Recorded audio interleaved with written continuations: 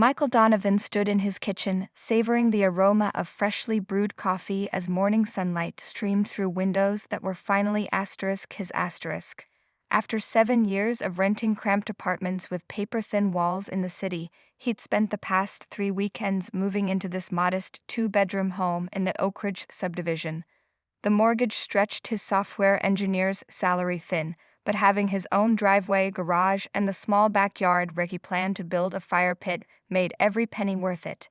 He glanced at his watch, 7:45 a.m. His team's sprint planning meeting started at 9 o'clock, and he wanted to arrive early to prepare his presentation on the new feature implementation. Michael grabbed his laptop bag and travel mug, double-checked that he had his house keys, and headed for the front door with a spring in his step. The smile froze on his face when he opened the door. A silver Lexus SUV with tinted windows was parked directly in his driveway, blocking his Honda Civic. Michael blinked, wondering for a moment if he was seeing things. He wasn't. "You've got to be kidding me," he muttered, setting down his coffee and bag on the porch swing. Michael circled the vehicle, looking for any sign of the owner or a note explaining the intrusion. Finding nothing, he peered through the windows.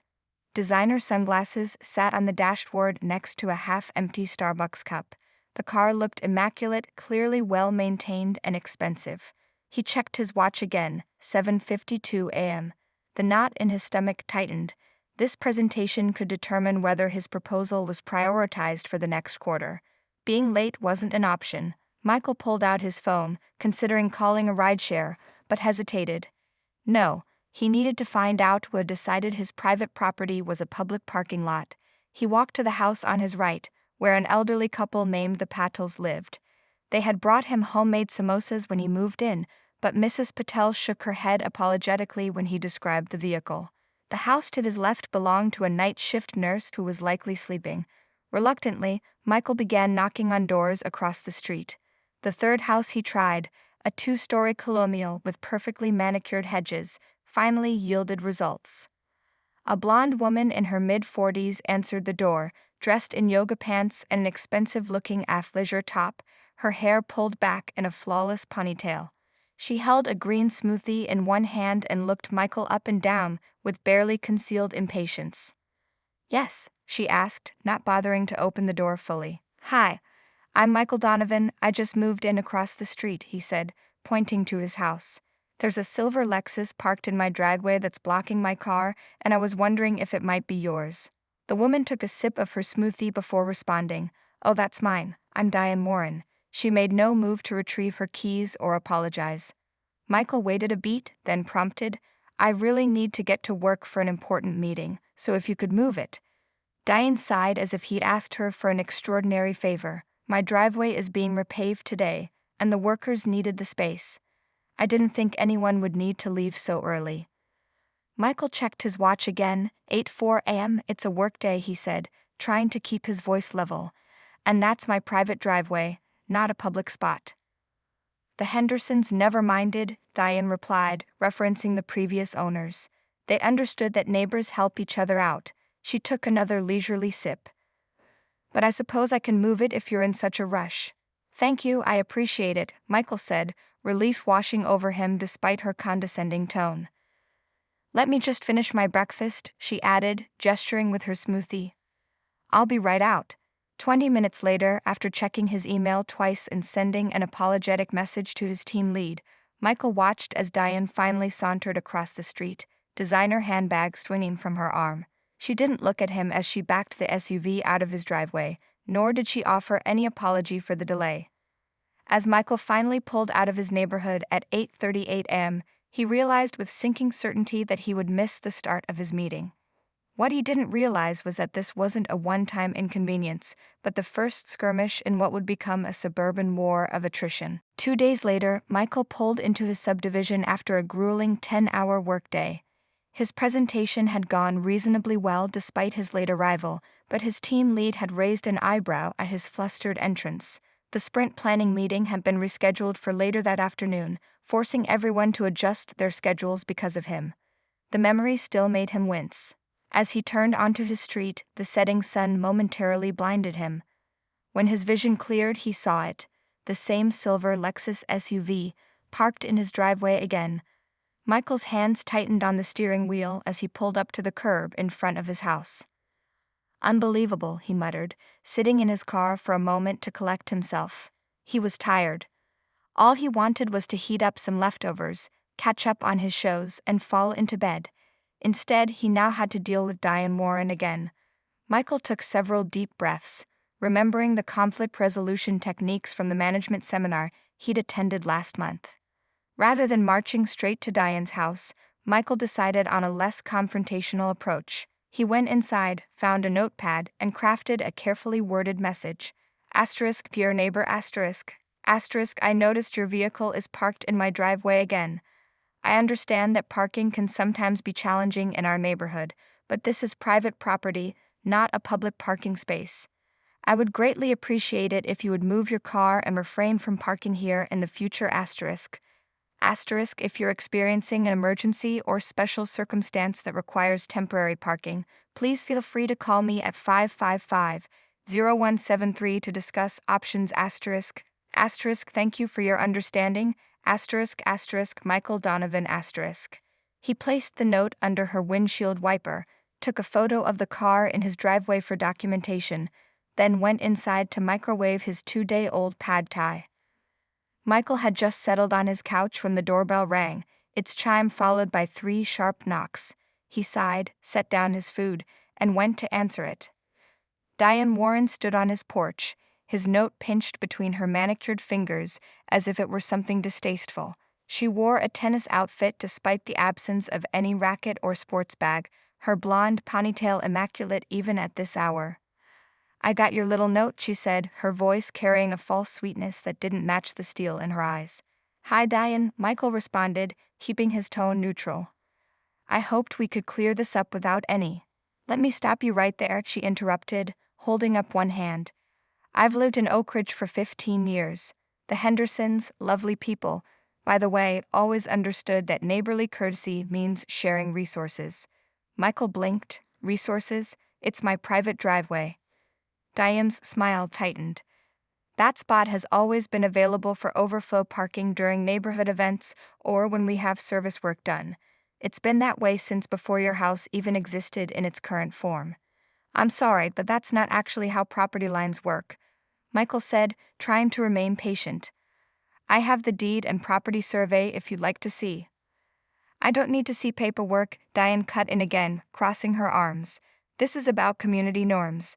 The Hendersons renovated that old garage into the current driveway 8 years ago, and they always allowed neighbors to use it occasionally. Well, I'm not the Hendersons, Michael said, his patience beginning to fray. And I need access to my driveway. I was late for an important meeting because of this situation 2 days ago. Diane's false smile disappeared entirely. You're new here, she said, her tone now openly condescending. You might want to learn how things work before making enemies. We're a close community and we look out for each other. The implied threat hung in the air between them. I'm happy to be part of the community, Michael replied carefully. But that doesn't change the fact that my driveway isn't public parking. Diane stared at him for a long moment, then dropped the note at his feet. You'll regret starting off on the wrong foot, Mr. Donovan, especially with someone on the neighborhood association board. As she turned to leave, Michael noticed several curtains twitching in nearby houses. Their conversation had apparently drawn an audience. Diane flashed bright smiles and friendly waves to these hidden observers as she walked away, instantly transforming from the hostile woman of moments ago to the picture of neighborly charm. Michael closed his door, his appetite gone. Something told him this wasn't over. It was only beginning. For the next week, Michael's driveway remained blissfully empty of unauthorized vehicles. He'd begun to hope that despite her posturing, Diane had taken his concerns seriously. The neighborhood had seemed to settle back into routine, with residents offering friendly waves as they collected mail or walked their dogs. Michael had even exchanged pleasantries with a few neighbors who made no mention of his confrontation with Diane. Saturday morning arrived with perfect spring weather. Michael had plans to drive to a nearby state park for hiking, his first real recreational outing since moving in. He packed a small cooler with sandwiches and drinks, dug out his hiking boots, and was looking forward to some quiet time on the trails. He dialed Diane's number. listed in the neighborhood directory he'd received in his welcome packet, but it went straight to voicemail. Michael left a message, his voice deliberately calm. "Diane, it's Michael Donovan. Your car is in my driveway again, blocking me in. I have plans today, so please move it as soon as possible. Thank you." He sent a text message conveying the same information, then sat on his porch swing to wait, his cooler and backpack beside him. 15 minutes passed, then 30. At 9:15, he called again with the same result. Another text went unanswered. From down the street, Michael could hear the sounds of activity at Diane's house. Several cars were parked along the curb nearby, and he could see people moving about in her backyard. Some sort of gathering was clearly underway. His weekend plans slipping away, Michael crossed the street and rang Diane's doorbell. A teenage girl he didn't recognize answered the door. "Hello." "Hi. I'm looking for Diane Warren," Michael said. "Is she home?" "Aunt Diane's busy with her garden club," the girl replied. "They're in the backyard." Before Michael could respond, the girl disappeared back into the house, leaving him on the doorstep. He considered walking around to the backyard, but decided against it. Creating a scene at her social gathering wouldn't help matters. Back at his house, Michael sat in his living room, staring at his packed gear. It was now nearly 10:00 a.m. His hiking plans were effectively ruined. The trails would be crowded by the time he arrived, assuming he could get there at all. After one final unanswered call, Michael made a decision. He searched online for local towing companies, found one with good reviews, and made the call. "Valley Towing, how can we help you?" "There's an unauthorized vehicle parked in my private driveway," Michael explained. "I need it towed." The dispatcher asked several questions, explaining they would need proof of property ownership. Michael agreed to provide his deed and ID when they arrived. 45 minutes later, a tow truck rumbled down his street, drawing curious glances from neighbors.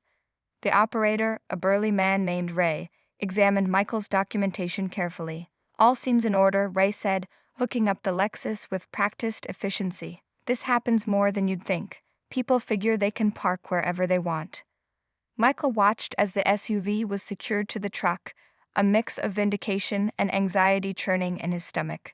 "Where will you take it?"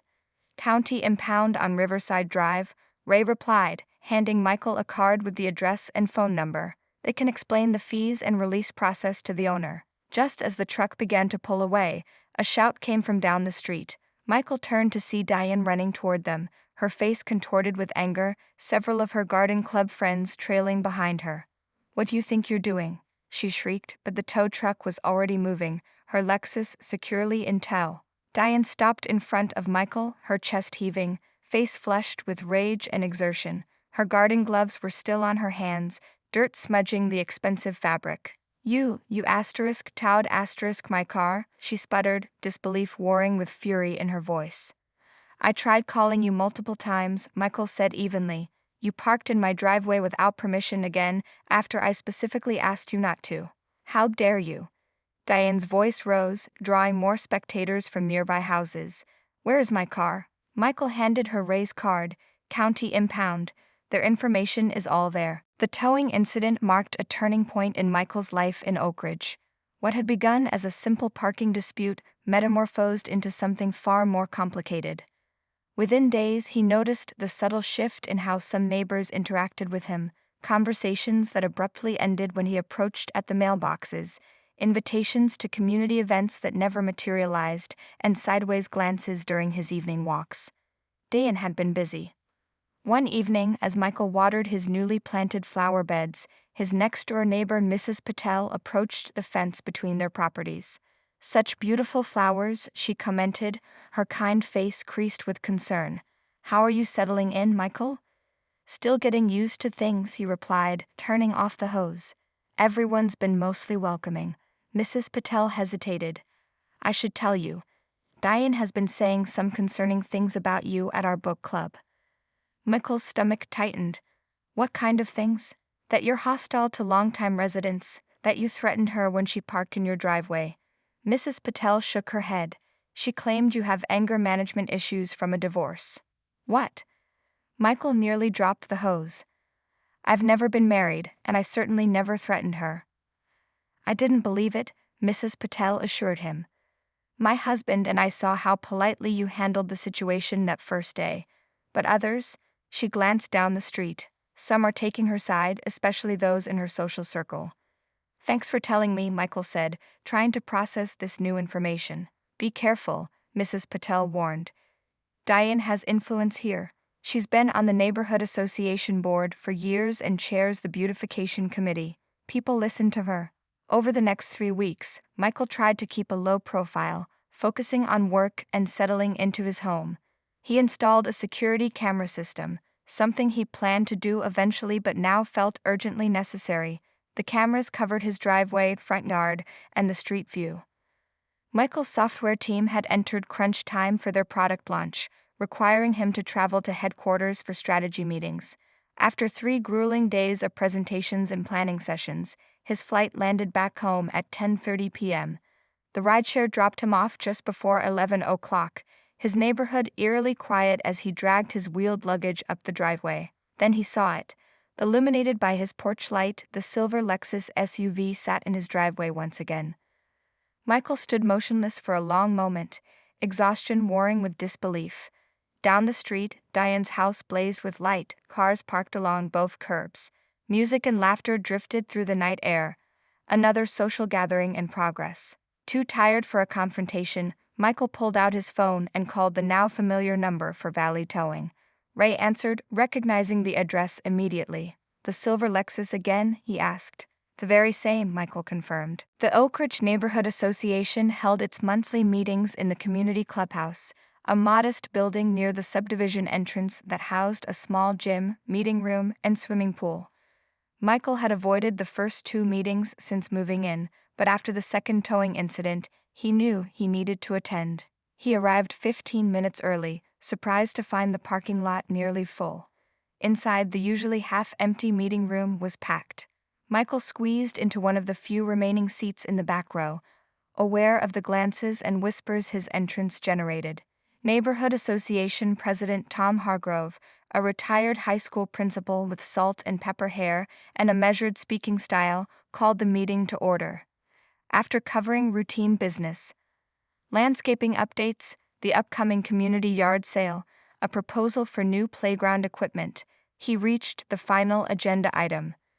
Now we need to discuss neighborhood parking concerns, Tom announced, his tone carefully neutral as he glanced between Michael and Diane, who sat prominently in the front row. Several residents have raised issues about driveway access and towing. Diane's hand shot up immediately. Tom nodded, yielding the floor. As many of you know, she began, smoothing her designer blouse. I've lived in Oak Ridge for 15 years and served on this board for 11. In that time, we've prided ourselves on being accommodating and supportive neighbors. She turned to face the room. Unfortunately, that spirit of community has been challenged recently. Michael listened as Diane recounted a heavily edited version of events, casting herself as a victim of unreasonable hostility. She described how the previous owners had always allowed occasional parking, how she had politely moved her car immediately when asked, and how she'd been blindsided by the towings that followed without any warning. What concerns me most, she continued, her voice catching theatrically, is that someone has installed surveillance cameras recording our public spaces. I feel unsafe knowing my movements are being tracked every time I walk down our street. Several older residents nodded in agreement, murmuring their support. Michael waited his turn, then stood to address the room. I'd like to clarify a few things, he said calmly. First, my security cameras are pointed primarily at my own property, though they do capture portions of the public street, which is entirely legal. I installed them after finding my mailbox tampered with and receiving what felt like threats. He continued, laying out the facts chronologically, his multiple attempts to resolve the situation peacefully, the documentation of each incident, and the simple reality that his driveway was private property. I have no issue with the neighborhood or anyone in it, Michael concluded. I simply want access to my own driveway without finding it blocked repeatedly. The room divided visibly as he spoke. Some residents nodded in understanding, while others crossed their arms defensively. A newer homeowner, Jessica Kim, raised her hand. I'm confused why this is even an issue, she said. It's his driveway. Of course, he should be able to use it without finding someone else's car there. You don't understand the history, began an older man in a golf shirt. What history? Jessica interrupted. Property lines don't change based on understandings between former neighbors. Tom Hargrove raised his hands for quiet. Clearly, there are strong feelings on both sides. Let me suggest.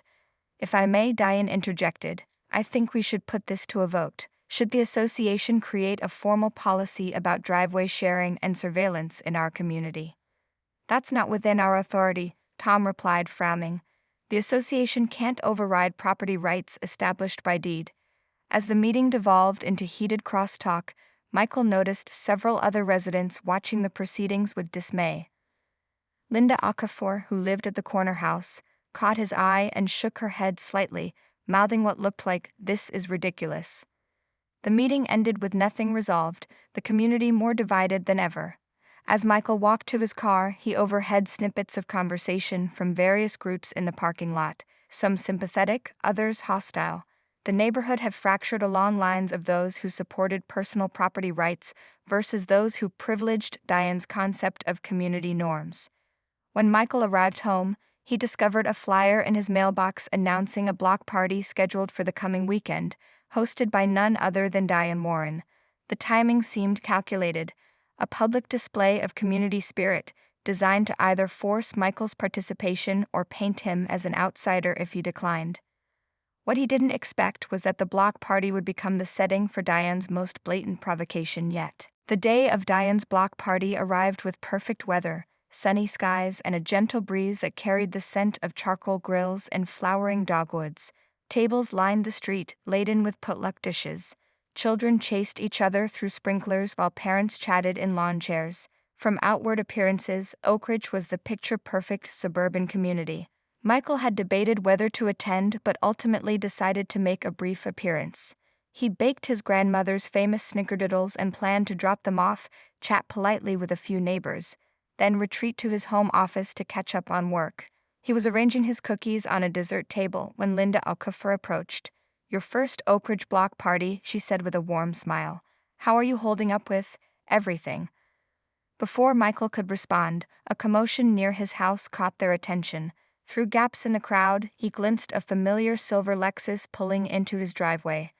A moment later, Diane emerged, dressed in a floral sundress and oversized sunglasses, moving with deliberate nonchalance. She locked the SUV and sauntered toward the party without a glance at Michael, though the slight smirk playing at her lips told him everything. This wasn't about parking, it was a calculated public challenge. Several neighbors had witnessed the move, their expressions ranging from uncomfortable to eagerly anticipatory. Diane's supporters watched Michael with barely concealed satisfaction, clearly expecting another confrontation. Others looked away, unwilling to be drawn into the drama. Michael set down his platter of cookies and pulled out his phone. "Michael, wait," Linda said quietly. "That's exactly what she wants, another scene." "I know," he replied, already dialing, "but this has gone far enough." Valley Towing answered on the second ring. "It's Michael Donovan," he said. "Yes, the same address, the same vehicle." 40 minutes later, as children lined up for a water balloon toss and adults clustered around coolers of drinks, the now familiar tow truck rounded the corner. A hush fell over the block party as Ray pulled up in front of Michael's house. "You can't be serious," gasped a woman in a sun hat. "During the block party?" Diane rushed forward, her performance well rehearsed. "This is outrageous. I only parked there for the community event." But this time, Michael was prepared. He stepped forward with his phone displaying the security footage. "I have it on video, Diane." You looked directly at the camera and smiled before walking away. "You did this deliberately, to provoke exactly this reaction." Several neighbors moved closer, watching the video that clearly showed Diane's smirk as she stared directly at the camera. "So what?" she snapped, dropping the victim act momentarily. "The Hendersons never had a problem with." "We're not the Hendersons," interrupted a firm voice. Jessica Kim had stepped forward, her husband beside her. "We bought their house 3 years ago, and we never gave you permission to use our driveway either. You've blocked us in twice, but we were too intimidated to say anything." The revelation created a ripple effect. Suddenly, other residents began speaking up. "You've been using my garden hose without asking all summer," admitted Mrs. Paddle. "And you told the board my fence was non-compliant when it was approved before you even moved here," added another neighbor. As more stories emerged, Tom Hargrove approached Michael. "I think we need to address this officially," he said quietly. "This isn't just about parking anymore." 2 days later, Michael received a call from the local police department. Officer Jenkins requested a meeting regarding a harassment complaint. "Someone in your neighborhood has made serious allegations," Jenkins explained when they met. "Claims of stalking, threatening behavior, and privacy violations." Michael calmly presented his documentation, dated photos, security footage, text messages, and witness statements he'd collected from neighbors who'd reached out after the block party. Officer Jenkins reviewed the evidence, his expression growing increasingly serious. "This isn't what was described in the complaint," he said finally. "In fact, it looks like you might have grounds for a harassment complaint yourself." 3 weeks later, Diane received official warnings for trespassing and filing a false police report. The neighborhood association held an emergency election, replacing her with Linda Okafor on the board. For a while, Diane attempted to maintain her social standing, but her support had eroded. When her accusations backfired legally, even her most loyal allies began to distance themselves. 6 months later, a for sale sign appeared in front of her house. The day before she moved, Michael found an unsigned note in his mailbox. "Congratulations, you win."